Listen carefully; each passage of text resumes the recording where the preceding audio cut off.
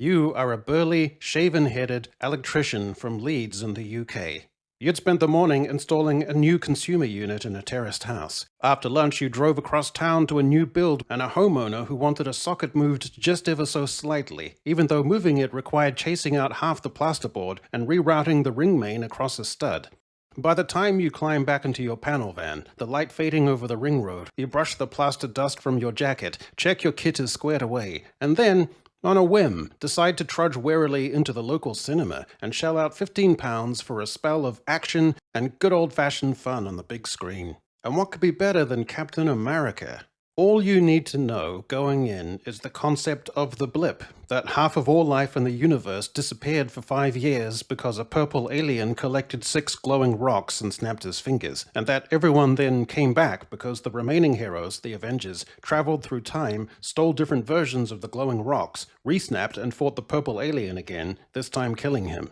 But aside from that, you're good to go, and ready to revel in the film. Assuming, of course, that you're up to date with Sam Wilson's career progression, which involves understanding that Sam was the Falcon, whose wings come from Stark-era exotech, and that Steve Rogers passed him the shield at the end of a previous film, in a timeline that is not the main timeline, except it also is, and that Sam initially refused the shield. The US government appointed a different Captain America that went badly, and then Sam eventually accepted the shield after some speeches about symbols, geopolitics, and boat loans, which all occurred in a Disney Plus series. Now, taking it as read that you've done your homework on that, all that remains is for you to be caught up on Bucky being used to be an assassin, brainwashed by Hydra via a sequence of Russian trigger words that he no longer responds to them, and that's basically it. Providing you're up to date with the government having historically oscillated between wanting a Captain America, wanting to control Captain America, wanting to disown the concept of Captain America,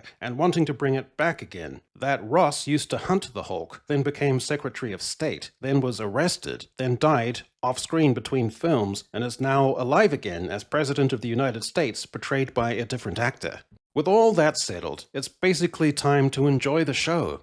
Given you likely went on the internet the night before to bone up on how vibranium is a magic metal from Wakanda that solves most problems, creates new ones, and is simultaneously rare, abundant, and politically incendiary depending on the script, that Captain America's shield is vibranium except when it's not, that Wakanda is still technologically supreme, still isolationist-ish, and engaged in complex diplomacy, and that the Avengers no longer formally exist, unless they do, in which case they are off the board, scattered, fractured, or rebuilding. That the villain group of the Serpent Society has previously existed in several contradictory versions, mercenaries, allegorical extremists, mutated snake people, and above all, that Captain America is therefore both one person and a transferable role. So, being abreast of all that, as well as Ultron, the Segovia Accords, now repeated, ignored, or misremembered, and Super Soldier Serum variants, kick back and relax and let Hollywood sweep you away.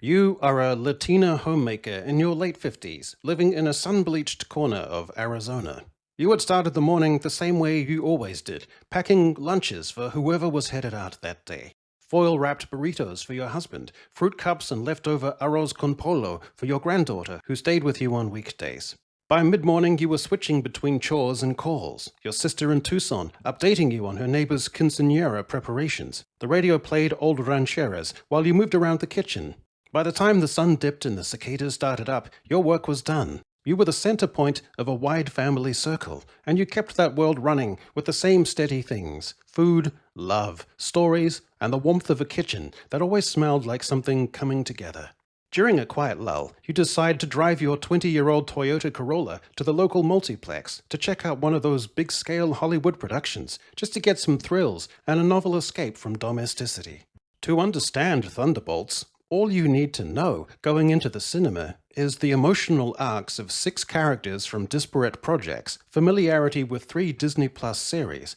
understanding that Yelena Belova was raised as a KGB sleeper daughter, perfecting suburban assimilation, was liberated from mind control via an aerosolized red powder, that former Winter Soldier Bucky Barnes spent 70 years being cryogenically stored, periodically de-thawed, and reprogrammed by Hydra to assassinate prominent figures, that Wakanda cleansed him of this conditioning via a ritual that involved fireside chanting and the psychological equivalent of unplugging a corrupted USB stick, that Taskmaster from Black Widow, a silent masked enforcer who mirrored combat styles, and turned out to be Antonia Dreykov, survivor of familial explosion and long-term brainwashing, was freed at the end of that film, that ghost quantum phase survivor Ava Starr phases uncontrollably due to quantum instability, inherited from a lab accident involving her father, that she was dying, then stabilized, then healed via quantum residue energy. You are a veteran construction worker who spent the morning perched in the upper flange of a cantilevered beam, torque-wrenching high-tensile bolts until they squealed into spec. You'd then gone back up again because a single bolt had refused to seat flush and you couldn't leave the splice plate compromised. After lunch, you'd guided the tower crane operator through a blind pick, radio pressed into your cheek as you talked him down, and all the while the site manager had demanded an updated lift plan when you were already 2 operations behind. When at last you clocked out, steel dust on your cuffs, boots dappled with slurry, you decided, on a whim, to treat yourself to a Hollywood film that, for a couple of hours, would allow you to leave the cares of the day behind and be immersed in an escapist spectacle of heroic thrills and spills and adventure. And what better than Mission Impossible? You nestle into your chair, supposing that the story will unfold and make itself plain on your terms as an everyday viewer. Scarcely anything is necessary to make the experience coherently enjoyable, just that in Mission Impossible The Final Reckoning, the IMF's disavow clause means agents are left no cover, no support, then may be reinstated or operate independently, that the IMF reports sometimes to the CIA or US presidential authority, but also operates internationally and extrajudicially. That withstanding, it's simply also a matter of being aware that in the prior film, Mission Impossible Dead Reckoning Part 1, Ethan Hunt obtained a key to the source code of an artificial intelligence known as the Entity, which is capable of infiltrating global systems, weaponizing nuclear protocols, and manipulating intelligence agencies. That the key is a 2-part device, physical and digital, that gives control or access to the Entity's core, and the Podkova module, derived from the earlier Rabbit's Foot computer system, described in earlier films, as central to Final Reckoning's plot. Other than that, it's just a matter of digging into your popcorn bucket and having a whale of a time.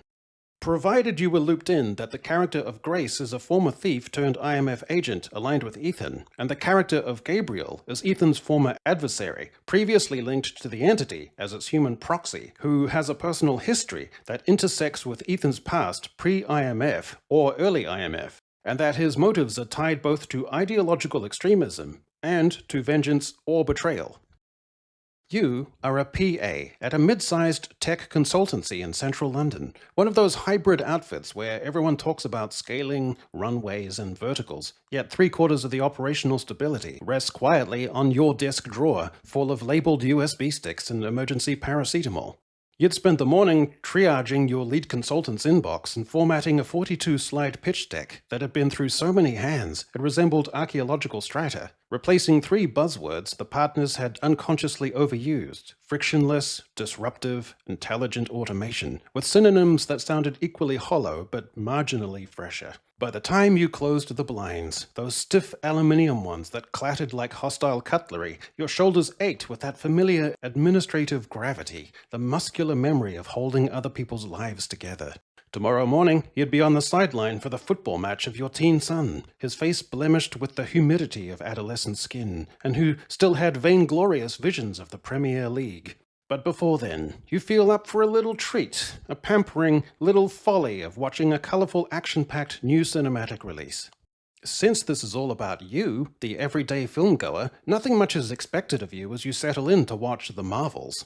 Other than being familiar with the film Captain Marvel, the shows WandaVision, Miss Marvel, and Secret Invasion, and the film Avengers Endgame, and knowing Carol Danvers used to be a US Air Force pilot, then became half Kree due to an exploding lightspeed engine powered by a glowing cube that is also a space stone, that is also a magic rock, that she once had amnesia, recovered, abandoned Earth for decades, and is now essentially an interstellar strategic asset who can vaporize dreadnoughts with her forearms. Other than that, you just have to account for a few other bits and pieces. That Monica is the grown-up daughter of Carol's late best friend, that she gained light and energy-based powers by repeatedly walking through a hexagonal force field created by a grieving witch, who accidentally enslaved a New Jersey town into a sitcom, and that Kamala Khan is a Pakistani-American teenager from Jersey City who became a superhero through a magical bangle sent in the mail tied to an alternate dimension of hard light constructs, and that when any of these women use her powers, they can randomly swap physical places across the universe because of bangle-related spatial entanglement, cosmic shield harmonics, and loosely defined science magic.